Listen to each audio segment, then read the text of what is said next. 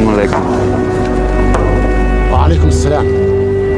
Pada abad ke-11 hingga ke-13, terjadi peperangan antar umat beragama dengan tujuan memperebutkan kota Yerusalem, yang dianggap pada zaman itu sebagai kota suci.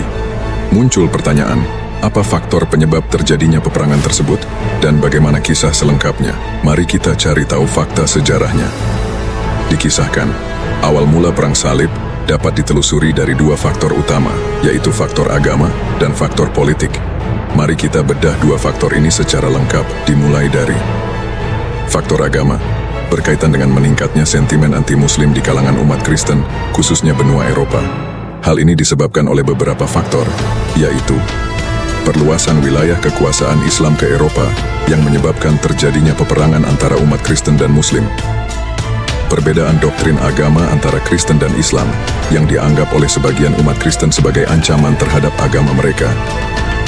Persepsi bahwa umat Muslim telah melakukan penganiayaan terhadap umat Kristen di Tanah Suci. Faktor politik berkaitan dengan perebutan kekuasaan di Timur Tengah.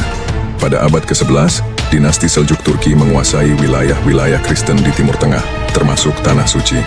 Hal ini menyebabkan Kaisar Romawi Timur meminta bantuan dari umat Kristen Eropa untuk mengusir dinasti Seljuk. Pada tahun 1095, Paus Urbanus II menyerukan umat Kristen Eropa untuk melakukan perang suci ke Tanah Suci. Seruan ini disambut oleh berbagai kalangan, termasuk para bangsawan, ksatria dan petani. Pada tahun 1099, pasukan salib pertama berangkat dari Eropa menuju Tanah Suci. Perang Salib Pertama. Pasukan salib pertama berhasil merebut Yerusalem pada tahun 1099. Mereka mendirikan 4 negara Kristen di Tanah Suci, yaitu Kerajaan Yerusalem, Kepangeranan Antiochia, County Edessa, dan County Tripoli. Perang salib pertama berlangsung selama 2 tahun, dari tahun 1096 hingga 1098. Perang ini berhasil merebut Yerusalem dari tangan dinasti Seljuk, tetapi juga menyebabkan terjadinya pembantaian terhadap umat Muslim dan Yahudi di kota tersebut. Setelah Perang Salib Pertama, terjadi serangkaian perang salib lainnya. Perang salib ini bertujuan untuk mempertahankan Tanah Suci dari kekuasaan Muslim.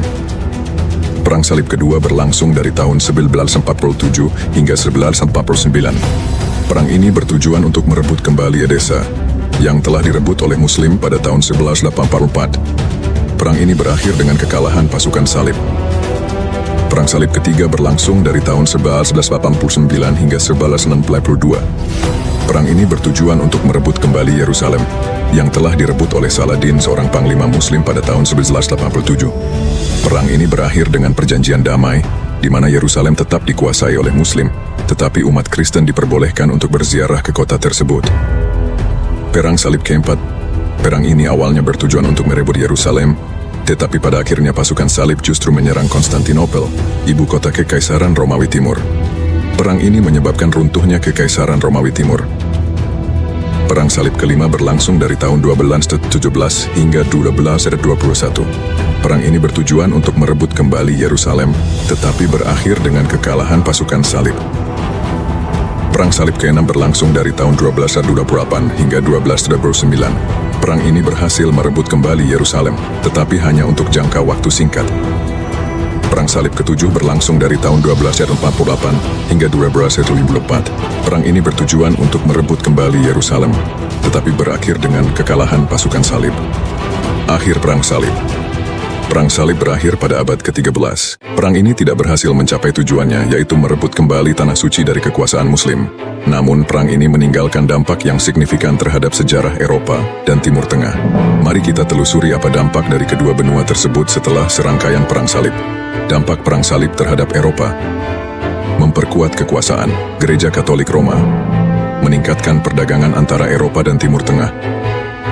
Dapat disimpulkan bahwa Perang Salib adalah serangkaian perang yang terjadi antara umat Kristen dan Muslim selama abad ke-11 hingga ke-13.